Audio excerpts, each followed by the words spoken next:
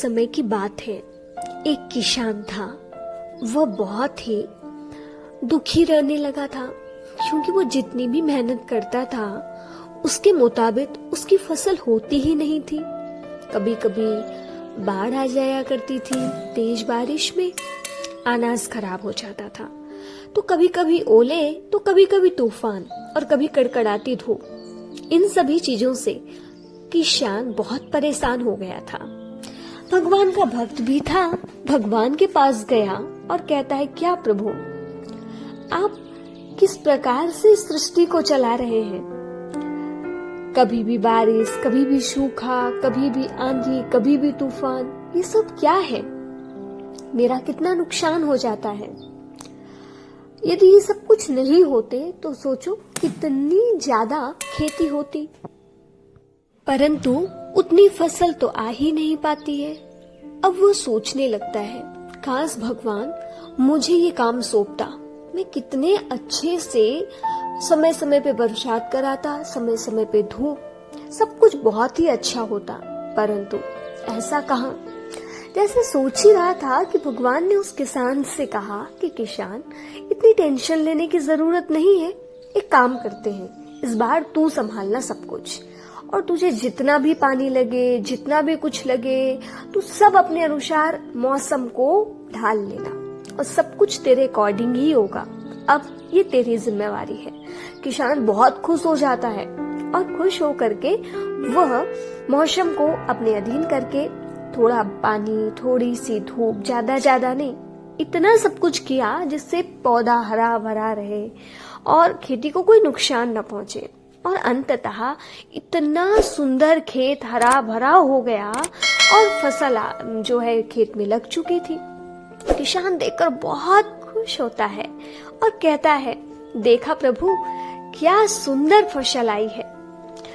ये सब कुछ समय समय पे मैंने सब कुछ एग्जैक्ट दिया है ना, इसीलिए ये सब कुछ हुआ है। परंतु किसान ने सोचा कि अब फसल आ ही गई है तो इसे काट लिया जाए। काटने के लिए जब वो पहुंचता है उस गेहूं की बालियों के करीब, तो देखा कि बालियां तो हैं पर उसके अंदर दाना नहीं भरा है। वो भगवान की तरफ देखता है, प्रभु क्या आपने मेरे साथ कोई मजाक किया है? क्या फिर मुझे कोई श्राप दिया है, जो कि इतनी अच्छी फसल लगी है लेकिन हरे भरे पौधे दिख रहे हैं लेकिन कोई दाना डला ही नहीं है? प्रभु ने मुस्कुराकर कहा, किसान, मैं तेरे साथ गलत क्यों करा? जो कुछ भी हुआ है तेरे ही कर्मों से हुआ है।